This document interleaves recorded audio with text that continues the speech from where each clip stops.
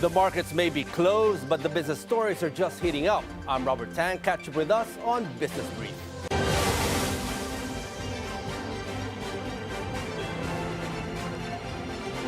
Here are your must-know business news this afternoon. After bicam deliberations, 2026 national budget to be submitted to the President on December 29th. DPWH overcomes the deadlock budget. About 600 billion pesos worth of 2026 funds gets approved by bicam.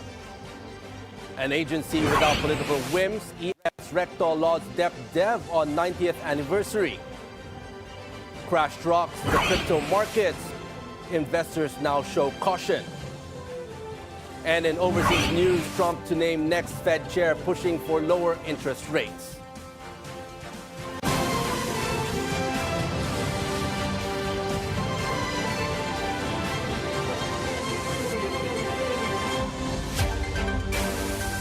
The Senate and House of Representatives pushed back the ratification of the 2026 national budget to December 29.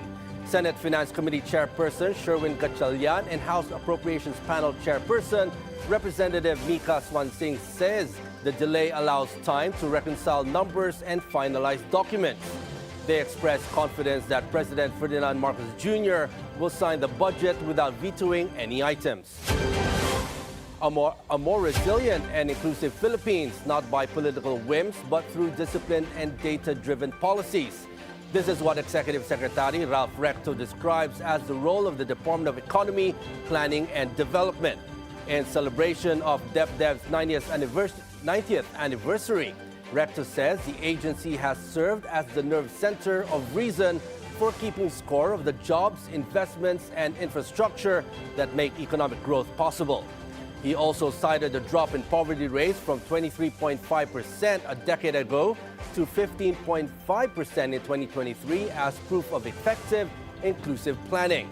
Recto adds the government is aiming for single-digit levels by 2028. Efforts to fight poverty are certainly in place, but the real test for the government is keeping stability as public trust continues to dwindle. The Department of Education should prioritize improving the quality of learning materials. That's according to UP Diliman Professor Dr. Michael Muega. On Bilyonaryo News Channel's Business 360, Muega says DepEd needs to invest in developing high-quality learning materials which serve as effective tools for teaching. Following the bicam deliberations, DepEd's 2026 budget now stands at 961.3 billion pesos, the biggest allocation recorded for education. We really need to do this because many teachers in the Philippines are leaving for greener pastures overseas. So we should have the learning materials to fall back on. I don't see why we cannot do this with that amount of budget. A huge amount, a huge chunk of that budget goes to the development of learning materials. And so far, we are not running out of specialists who could help us develop such learning materials. We should have them to fall back on in the absence of competent teachers. All eyes are now on the Department of Budget to ensure public funds are used responsibly and translated into better learning outcomes for the youth. The Supreme Court rules that banks may disclose certain account holders' information to aid criminal investigations under the Cybercrime Prevention Act. The High Court rejects a challenge to a court-issued warrant to disclose computer data linked to a phishing case. While bank secrecy law continues to protest deposit confidentiality, identifying information can be released when supported by a court order. Disputes on the Public Works Department budget are finally put to rest. Public Works Secretary Vince Dizon welcomes the Bicameral Conference Committee's approval of the DPWH budget totaling 529.6 billion pesos for 2026. Despite the budget cuts, Dizon says what matters is having a clean budget that will be implemented responsibly. The agency's budget passes bicam earlier today with reductions amounting to 20.7 billion pesos following the application of the updated construction materials price data on around 10,000 projects. Dizon assures the DPWH will work with the approved funds for Congress, ensuring they will be used for the public's benefit. From a whopping 1 trillion peso budget this year cut to nearly half, the DPWH now faces deep cuts after controversies unraveled this year. The resulting slowdown in infrastructure spending has hurt the economy, putting the pressure on the agency to find ways to recover. The Department of Public Works and Highways seeks plunder and criminal charges against 87 individuals linked to the multi-billion peso flood control scandal. Among those named are Leyte Representative and former Speaker Martin Romualdez, Senators Joel Villanueva and Jinggoy Estrada, and contractor Sara Discaya. Public Works Secretary Vince Dizon says some have pending cases, others have been arrested, while several remain at large, including resigned Acobico Representative Zaldico. Charges also target former Senator Bong Revilla, former Public Works Secretary Manuel Bonoan, and other lawmakers and officials, with more cases expected in the coming weeks. Philippine rum brand Tanduay is now entering the Danish market through a deal with boutique distributor Bastard Spirits. Ultra Bilyonaryo Luciatan's Tanduay is bringing its award-winning rum to specialty stores, online retailers, and premium gift segments in Denmark. Both younger drinkers and women are showing growing interest in rum's sweeter, more approachable flavors, says industry sources. Tanduay aims to expand into select bars, retail shops, and duty-free channels as part of its global growth strategy. The Danish deal highlights Tanduay's continued push to build its international presence. We're taking a short break. Stick around. We've got more stories ahead. You're watching Business Brief.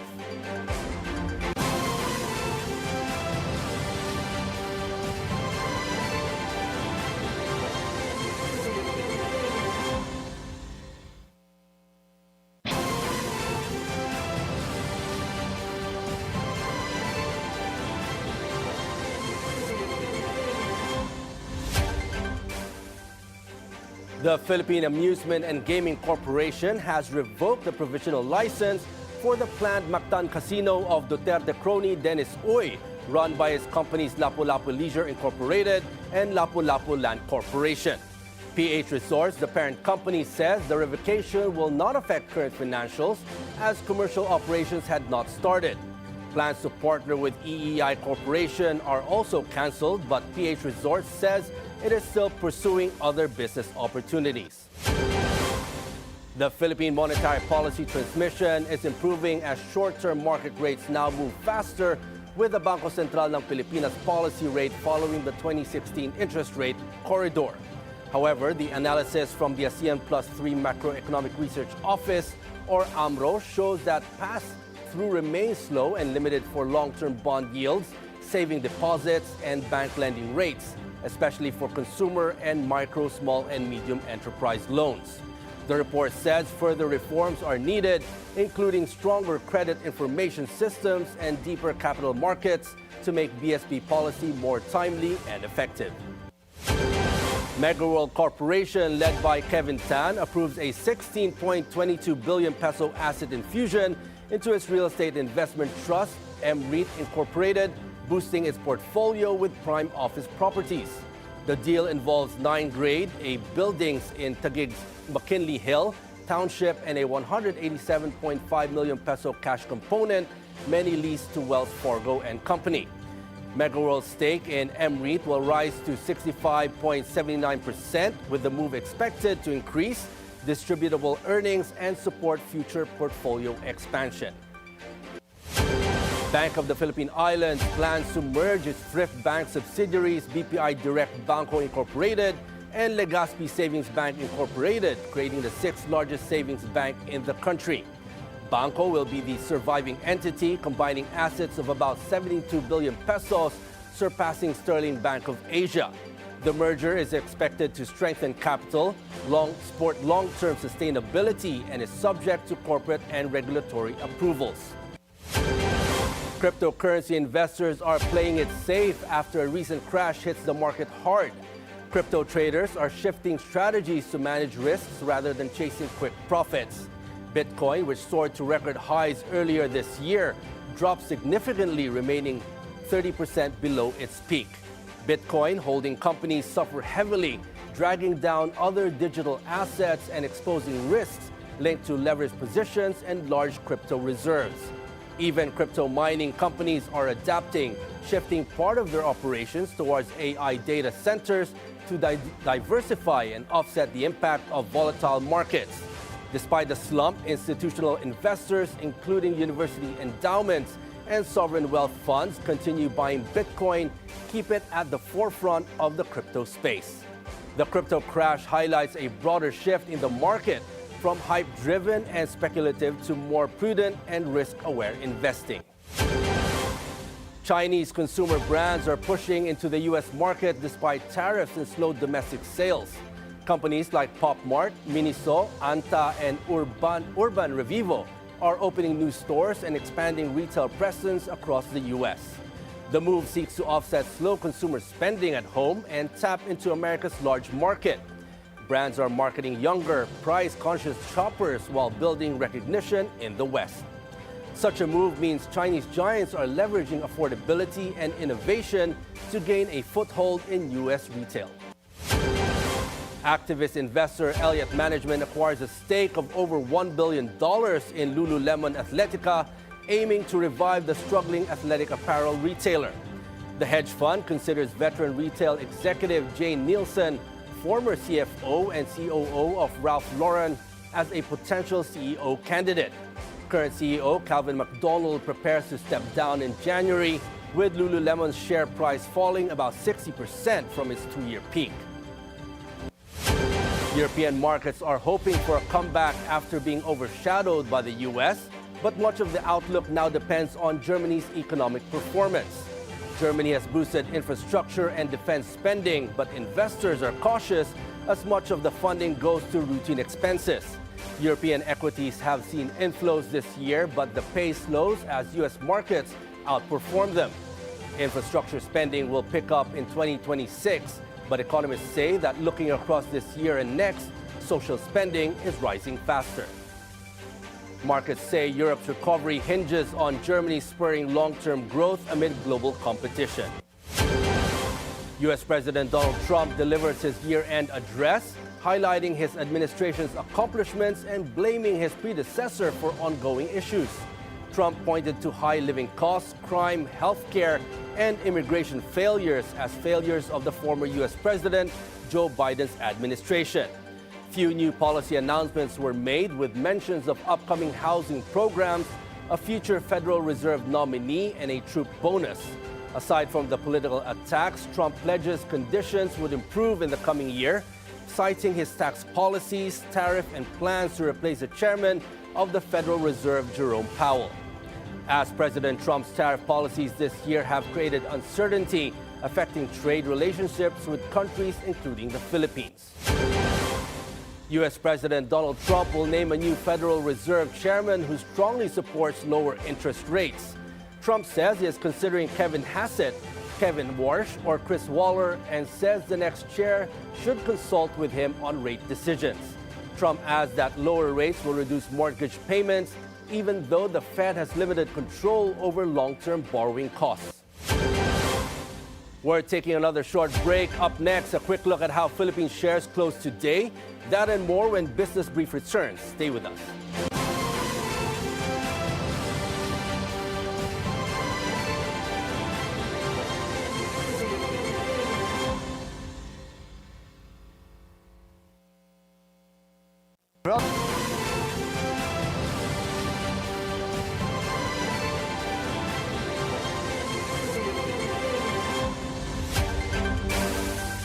Asian shares slipped further following declines in U.S. stocks driven by weakness in AI shares. China Shanghai Composite and Australia's ASX 200 gain, while Japan, Hong Kong, South Korea, and Singapore markets fall. On currencies, the U.S. dollar strengthens against the Japanese yen, Singapore dollar, and South Korean won, but remains flat versus the Hong Kong dollar and Thai baht. The Australian dollar also remains flat against the greenback. On commodities, gold drops 0.2%, all prices climb. And in crypto, Bitcoin rises 0.7%, and Ethereum gains almost 0.4%. Philippine shares end in the negative territory today. The PSEI closes nearly 0.8% lower to 60.31. All the sectoral indices are in the red, with property falling the most at nearly 2%. Decliners outpace advancers 95 to 91, with value turnover at 12.8 billion pesos. All the day's most active stocks are in the red, with DigiPlus falling the most at over 4%. And on currencies, the peso is currently trading at 58.64 against the US dollar, up from the previous close of 58.73. And is the 30-year-old panic a real phenomenon or just a label for millennials feeling stuck in their careers?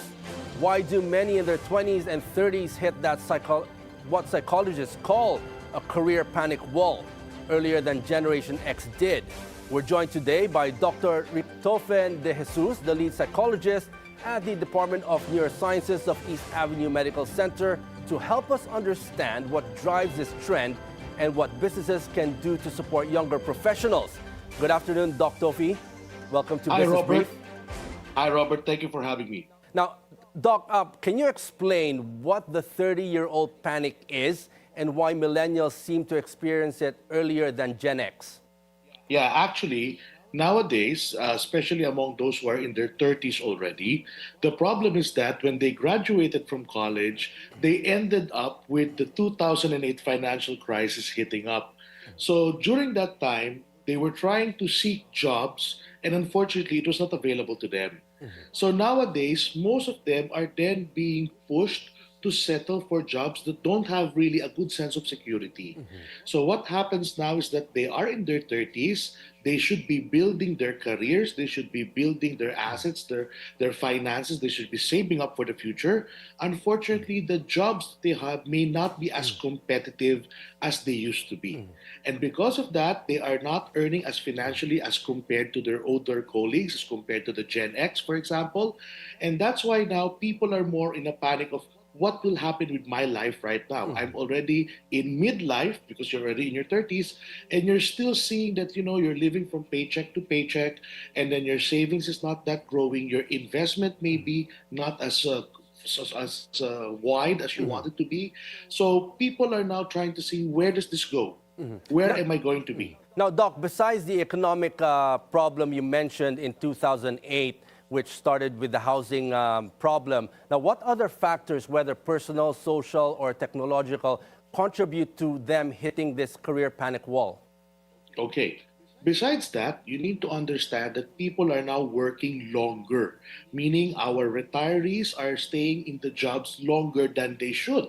So a lot of people are not really retiring from their jobs, and even some of the elderly individuals are going into some sectors in the industries right now, like BPO, for example. So it's not uncommon to see somebody who is in their late 50s, early 60s, who is still working there. So it now gives them a bigger competition. And the one in their 30s right now, they are saying that, okay, I should be being promoted. Unfortunately, since these people are still here and there is a bigger competition around me, my progress towards my career goals are not being met in terms of the timeline that I'm setting to be. So that's why in that scenario, there is now that sort of anxiety of what will happen with my life. Am I going to be stuck here? And if I am, what are my options? What are my contingencies? How can I then react to it effectively? Now, having said that, Doc Tofi, all these problems, the burnout, the mental health problems in the companies, what can companies do now to help the employees who might be experiencing this panic? Okay. Now, from the perspective of our companies, from the investors itself, what we need to understand is that job security is the best option that we can give our employees. If our employees understand that their jobs are then secured, they are really tenured in their jobs, it's not just a gig economy that they are in, then they will feel better among themselves. In addition to that, fringe benefits have to be extended. So we need to understand that sometimes even, let's say, for example, if the compensation in terms of the salary may not be competitive, but as long as there are health benefits, for example, for the employee and their families, it then gives them better sense of security. So as long as the employee feels secure with where he or she is working with, it will then minimize this kind of feelings that they have for themselves. At the same time, flexible working hours is also very essential, which is, I think, something that they're doing right now. You know, having a hybrid working environment is very helpful right now because that gives some level of flexibility on how you will schedule your week and how you will be able to allot time, not only for yourself, but also for your family. So I think this is something that we need to look into, especially nowadays that childcare is also very expensive. Not to mention, it's not that easy also to get trustworthy individuals to leave your children with. So with both parents working, if one is working from home, that gives the family a good advantage, gives us a better sense of security. Yeah. So Now- all in all, Robert, the key here is that the workers need to be secured. Now, Dr. Tofi, you mentioned, yes, job security, also balance in time, but what else can management or HR create in terms of supporting within the systems that help millennials navigate these pressures in the workplace? Well, other companies right now, for example, they are going into investment regarding skills training. So, for example, they are being taught on how to deal with more of AI technology that we have right now. So, becoming more adept to these new technologies will then enable them to update their skill and therefore make their work more efficient. So that's a good factor there. At the same time, a lot of offices right now have what we call your EAP or employee assistance programs. So this could be in the part of welfare services like psychological consultations and psychotherapy. So for example, like the work that I do here in our company right now, I provide psychological counseling to our seafarers who are working abroad. So in that scenario, we are taking care not only of the hard skills but also of the soft skills and the maintenance of the well-being of our employees. Now, Doc, having said that, do you see more and more companies now taking that move in terms of hiring psychologists, let's say in the company, in their HR for those employees who need someone to talk to within the pressures in the workplace? Do you see that happening now? Definitely. A lot of psychological companies right now are springing up and they offer services that are very competitive with one another. So your companies have a lot of options to choose from. Not to mention their services are really excellent. They are staffed by licensed psychologists who can then really help our employees to minimize the stress that they are going through. So I think, yes, there is an optimistic vibe ahead of us. So it's just that the companies can outsource. Now, on the other hand, there are some companies who also opt to develop in-house. Yes. So they really hire psychologists full time. So at least there is a direct and immediate service that they could avail. So I think, yeah, the industry is moving towards that direction. Okay, thank you very much, Dr. Tofi, for your insights. Thank you for that. Dr. Recto de Jesus, lead psychologist at the Department of Neurosciences of East Avenue Medical Center. Thank you. And that's our...